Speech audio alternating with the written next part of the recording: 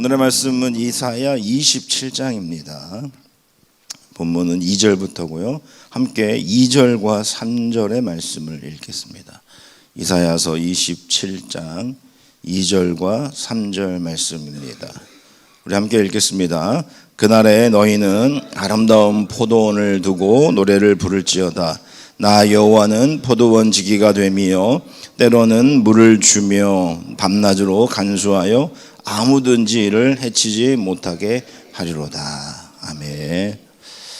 어제 계속해서 오늘 이사야 27장도 소묵시록 중에 하나입니다. 그날이 오면이라고 시작을 합니다. 그날이 오면이라고 하는 것은 지금은 그날이 아직 오지 않았다라는 것이고, 여전히 하나님의 심판 가운데 있다는 것이고, 여전히 어둠 가운데 있다는 것입니다. 어제도 그런 얘기를 했습니다. 하나님께서는 우리에게 노래를 부르게 하신다고.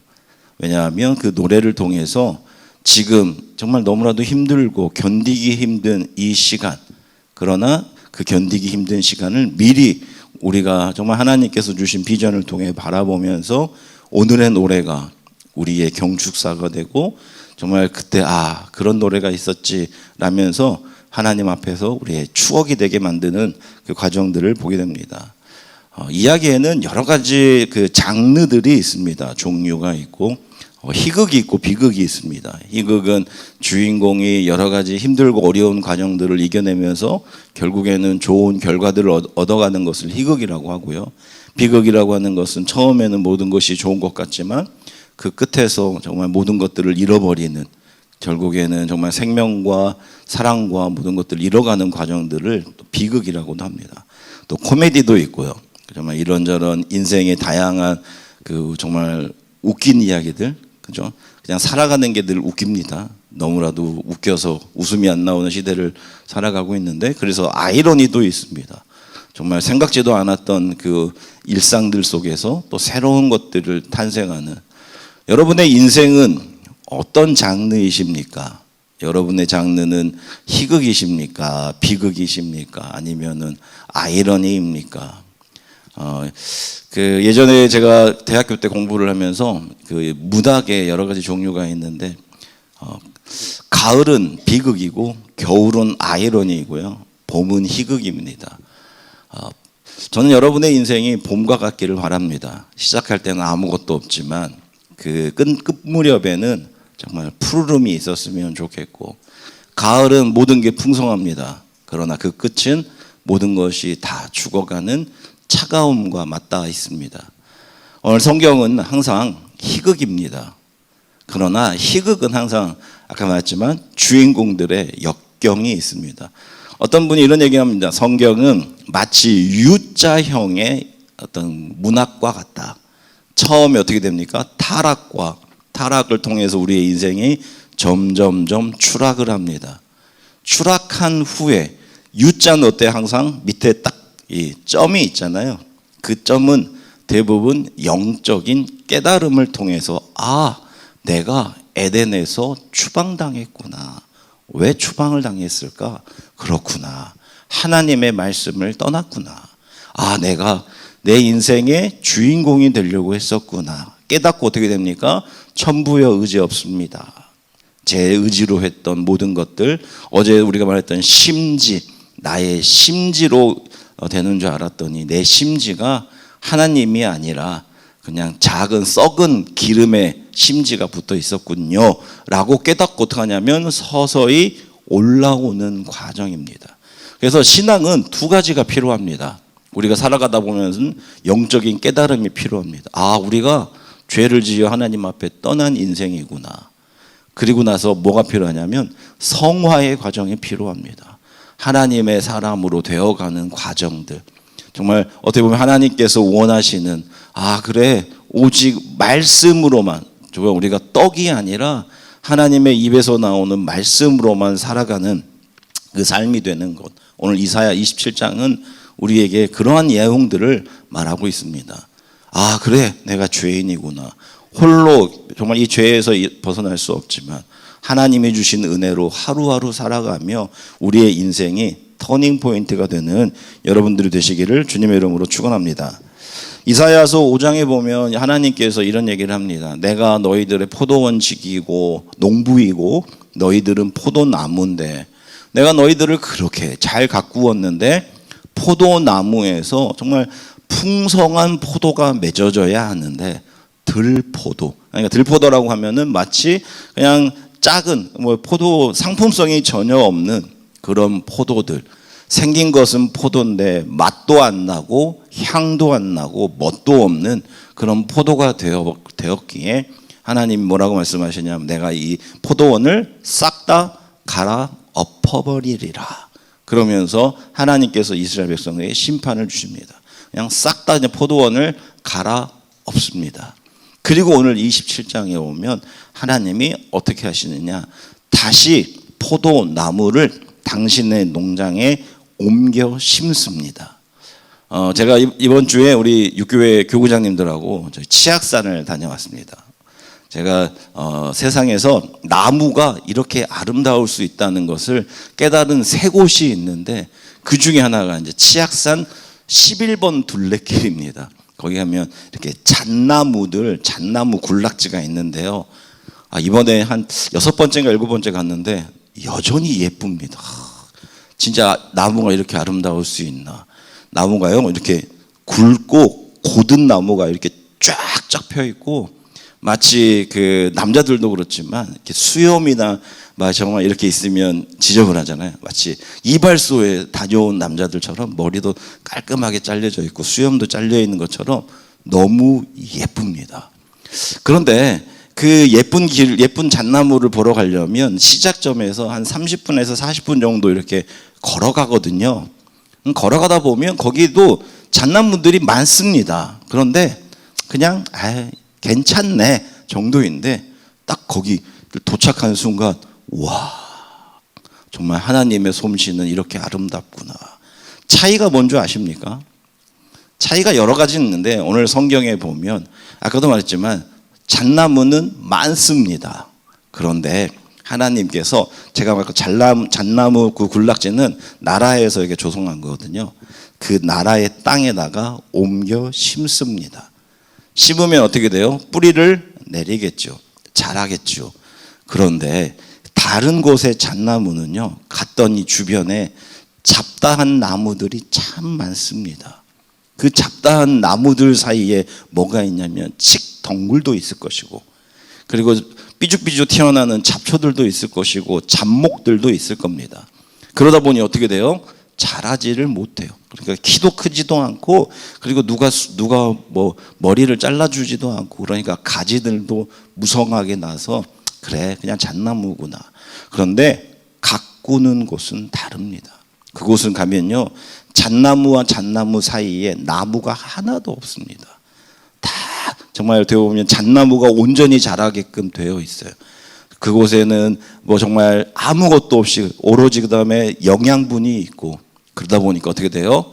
아름답고 좋은 열매들을 맺는 그런 나무가 되더라는 거예요. 하나님은 지금 이 시간 흩어져 있는 백성들, 정말 들포도나무가 되어서 열매 맺어도 그 누구도 주목하지 않는 그 포도나무들을 당신의 반에 옮겨 심습니다. 그러면 어떻게 됩니까? 뭐든지 여러분, 나무에 대한 비유는요, 시간이 필요합니다. 처음에는 뿌리를 내리겠죠. 6절에 보면 뿌리를 내리는 시간이 있습니다. 그리고 뿌리를 내리면 어떻게 됩니까? 서서히 그곳에서 싹이 나고 줄기가 나고, 줄기도 서서히 굵어지고 서서히 나무가 이렇게 잘 자랍니다. 근데 혹시 여러분이 이제 농사를 안 지어 보셨을 것 같은데, 저도 농사 짓지는 않지만 제가 시골에서 목회할 때 거기가 포도나무가 곳이어가지고 포도나무에 몇 가지 특징이 있습니다. 이게 특징을 알아야 성경이 입체적으로 보이는데, 포도나무는요 일단 덩굴식물입니다. 얘네들은 가만히 두면요 하늘로 가지 않고 땅을 깁니다. 그래서 어떻게 돼요? 항상 나무를 가지를 붙잡아 줘야 돼요. 나무가 땅으로 기지 않도록 붙잡아 줘야 돼요. 그리고 항상 해마다 열매 맺는 가지 외에는 가지를 쳐줘야 되고요. 여러 가지들이 있습니다. 그리고 포도에 우리가 보면 포도는요 처음에 보시면 이렇게 포도의 작은 형태가 있습니다. 작은 형태가 서서히 자라납니다. 알이 생기는 게 아니라 처음부터 알이 있어요. 그런데 어떻게 돼요? 작아요. 그 작은 것들이 이렇게 조금씩 커지는데, 제가 목회하던 곳에서 지금 이맘때쯤에 이제 그 아침에 좀 시원해지면 새벽기도 끝나고 뭐 조깅을 하거나 산책을 하거든요. 그러면 그 청포도가 익어가는 냄새가 정말 뭐랄까, 천국의 냄새입니다. 얼마나 좋은지 몰라요. 그 냄새를 품으면서 어떻게 돼요? 그 알이 굵어져 갑니다. 여러분, 우리의 신앙이라는 게 그런 것 같습니다. 하나님께서 우리를 옮겨 심습니다. 영양분을 주고, 그리고 그곳에서 가지들을 치고, 그리고 주변에 뭐 정말 이 잡초들이나 덩굴 모든 것을 다 제거합니다. 그런데 중요한 것은 아무리 우리 주인이 잘해 주시더라도 우리가 그 열매를 맺고 열매가 성숙되어서 추수의 날에 하나님이 1등급이구나 라고 말해야지만 하나님 앞에 인정받는 나무입니다. 그런데 많은 사람들이 옮겨 심는 것에서만 멈추는 분들이 참 많습니다. 여러분들, 간절히 원하는 것은, 신앙은 정말 우리가 단순히 주여 주여 부르짖어서 성령 충만, 성령이 임하는 것으로 끝나면 얼마나 좋습니까? 그런데 뭐예요? 성령이 내 안에 자리 잡음으로 우리의 영혼이 하나님의 밭에 심겼습니다.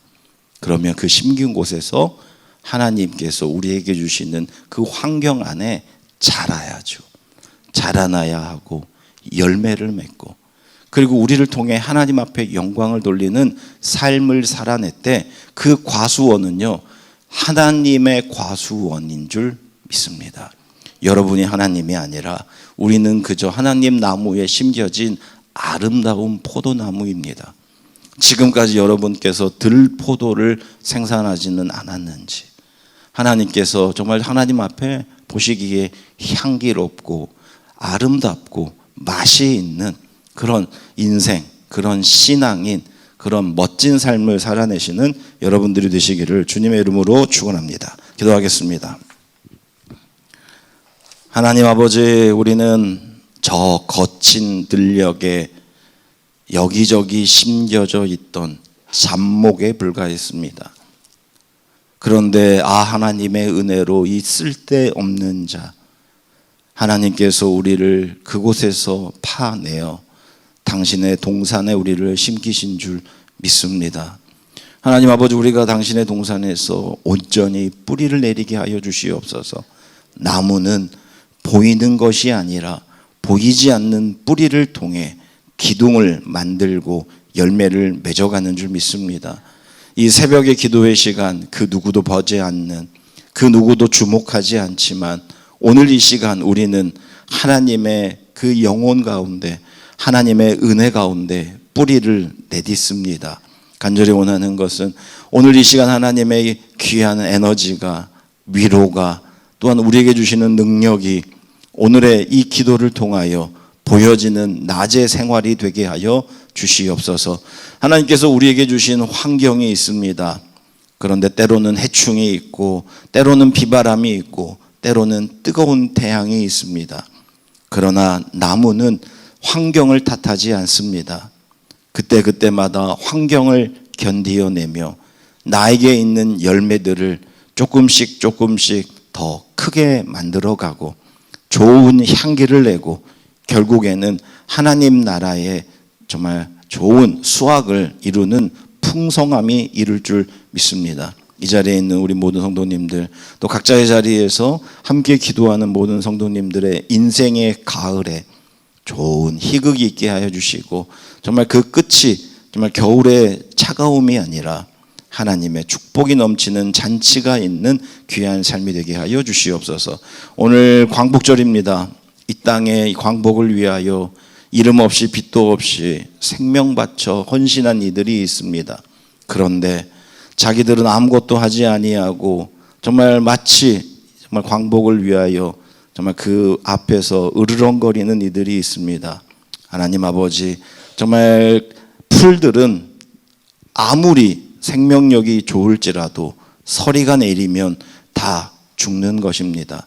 하나님의 서리가 정말 지금 이 시간에 뿌리가 없는 자들을 제거하여 주시옵시고 이 땅에 뿌리를 내리고 비록 조용히 그러나 묵묵히 자라나는 민중들의 삶 가운데 하나님의 은혜가 있게 하여 주시옵소서. 하나님께서 함께 하실 것을 믿고 예수 그리스도 이름으로 기도합니다.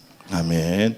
하늘에 계신 우리 아버지여, 이름이 거룩히 여김을 받으시오며 나라가 임하시오며 뜻이 하늘에서 이루어진 것 같이 땅에서도 이루어지이다. 우리에게 일용할 양식을 주시옵고 우리가 우리에게 죄 지은 자를 사하여 준 것 같이 우리 죄를 사하여 주시옵고 우리를 시험에 들게 하지 마시옵고 다만 악에서 구하시옵소서. 나라와 권세와 영광이 아버지께 영원히 있사옵나이다. 아멘. 오늘의 말씀을 붙잡고 기도하시고 이 나라와 민족을 위해 기도하시고 또한 여러분들의 삶은 광복의 삶입니까? 여전히 죄의 식민지의 삶이십니까? 우리에게 주신 하나님의 이 귀한 구원의 자유가 우리 가운데 있으십니까? 이 말씀을 묵상하시며 각자의 자리에서 다 함께 기도하겠습니다. 사랑과 은혜가 충만하신 하나님,